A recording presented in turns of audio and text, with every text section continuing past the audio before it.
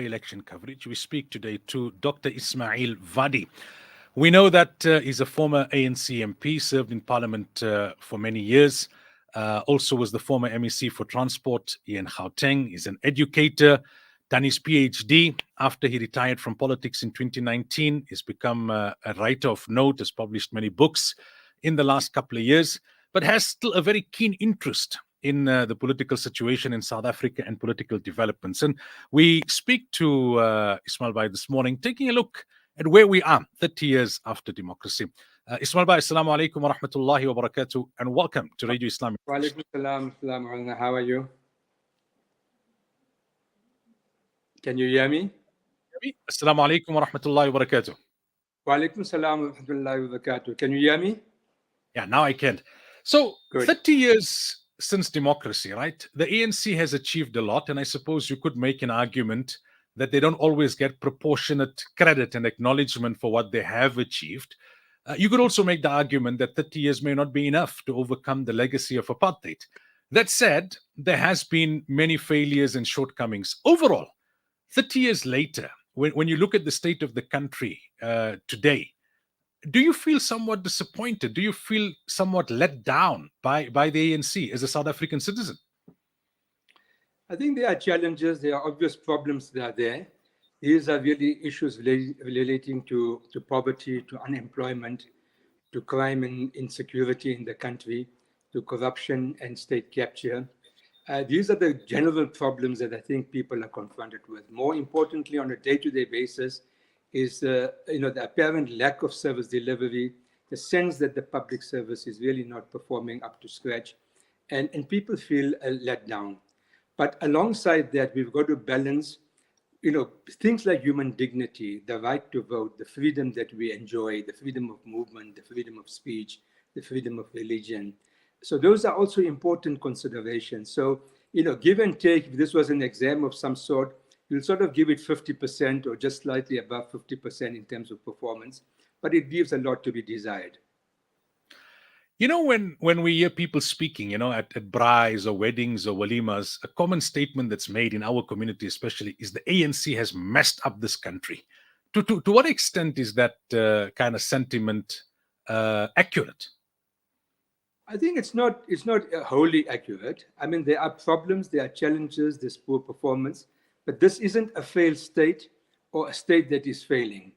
Yes, I would concede immediately that local government is showing signs of significant failure, but in many ways, provincial government, national government is working. There's order, there's stability in the country. Normal services are being provided. The health system, with all its problems, is working. The educational system is working. The judiciary is very independent and very active in this country. It stands up to power and to authority and takes very tough decisions. Civil society is vibrant, it is active, it is highly critical of government, it plays a watchdog role. And, the economy, with all its problems, we've got about 1.5% growth rate, but there's potential for this economy to grow. I don't think there's significant disinvestment from this country. I think investors are still keen to look at this country. Of course, they're waiting for the outcome of the elections before they make final decisions. But we have a functioning economy. And if you take the average person living in many of our communities, I mean, with all our challenges that I've spoken about, such as crime, etc., but people are leading a reasonably balanced life in this country. Now, there's been a lot of talk about renewal, right, from the ANC leadership. And if we take it on face value and say that there's good intent, and to some extent they can say, look, we've turned around SARS and we're trying to rehabilitate the state-owned enterprises, etc., etc. But simultaneously, it's not only about good intent at the very top. It's about the extent of corruption, how deep and how widespread it is right at the bottom. Nothing is impossible. We can't give up hope. But realistically speaking, how likely is it that the ANC can truly renew itself? Look, there's an internal struggle going on within the ANC. It didn't start today. It started almost a decade ago. This is supported by leading voices in civil society, in the private sector, and this struggle will continue. So yes, there is corruption. It seems to be pervasive. That is the public perception. But I think there are signs that the ANC is acting. I mean, it has, expelled or the former president of the country who was seen as the symbol of that corruption, not that he was responsible for every deed of corruption. He is out of the organization. He's formed his own party. The former general secretary who is, appearing in court, etc., on charges of corruption. And likewise, a number of other political figures are before the courts. So, that they will have to be tested in court whether somebody is guilty or not. So there is an internal struggle within the ANC about those who want to use governance as a means for corrupt purposes and for self-enrichment. But there are literally hundreds of thousands of people within the ANC who are good, honest members of the organization and very capable leaders. And we would find corruption even in other parties that are there, that are governing this country, and also in other parts of the world. So it's a global phenomenon. And I'm not, entirely defeated about or feeling defeatist about this thing. I think the struggle is ongoing. And ordinary people are challenging political parties to be more accountable and to ensure that they have better governance and corruption-free governance. Now, there is a view that the dilution of power for the ANC will actually be a good thing for the country, that the ANC had become arrogant or complacent with a big majority, and that if it were to drop below 50%, and if it were to go into a coalition, it would actually humble the ANC, perhaps make them more focused, and that would be good for the country. Others feel if they drop below 50%, panic could set in, and they could feel, well, perhaps this is our last term in power, and let's loot whilst we have the chance over the next 5 years, because we may no longer be in power 5 years later. What's your thoughts about the ANC dropping its majority? Would it be good for the country? So I think we are, on the cusp of an era when single-party dominance may no longer be possible in this country. Of course, the elections next week will tell us whether a party is able to get 50% plus. But there's no doubt, and I think all analysts agree, that the ANC's overall majority is dwindling and is declining. And there's concern, I know, within the party ranks about that. It's still showing up a brave face, saying that they're quite confident they'll get 50% plus. But I think in 2 or 3 other provinces, particularly Western Cape, Gauteng, KZN, it might not be possible for the party to get a 50% plus majority in the coming elections. So if that happens, then of course the ANC will have to look at coalition partners. And who they choose, I think, is the biggest question facing even investors today.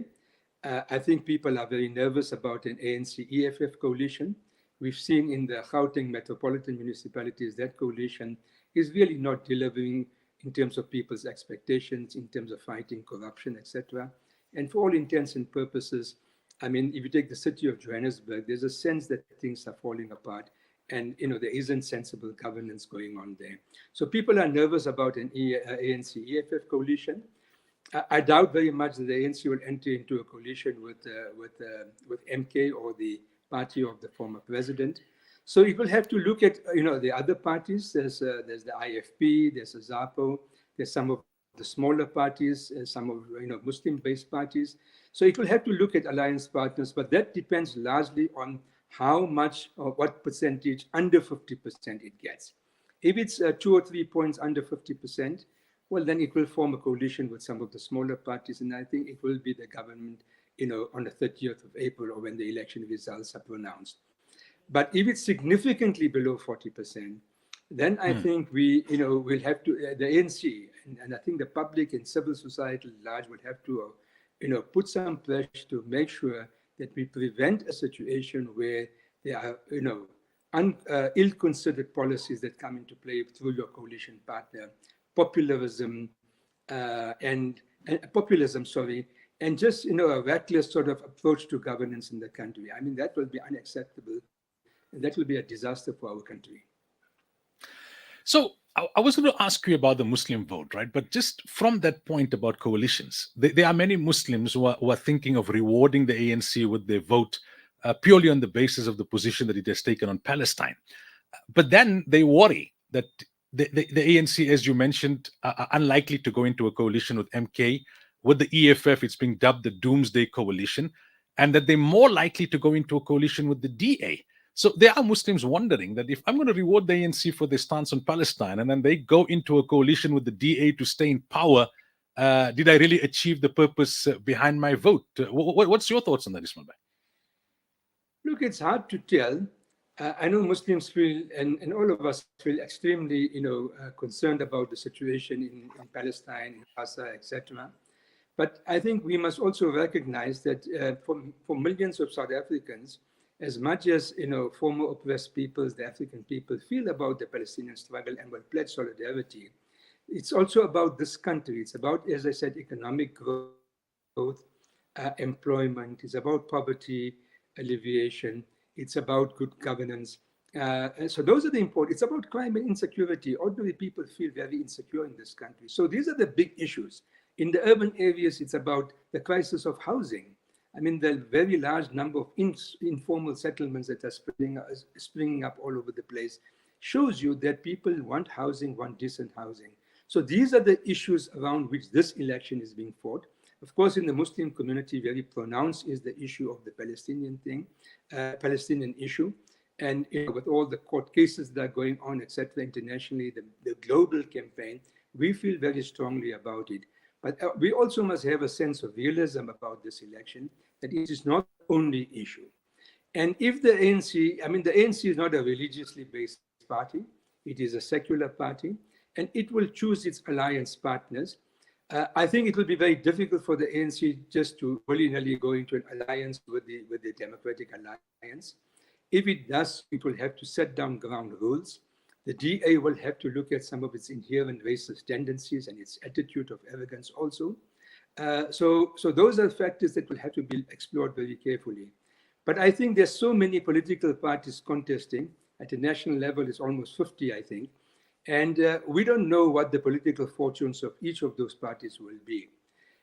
So I think that if there's a slightly below 50%, the ANC will succeed in stringing together a coalition with some of the smaller parties.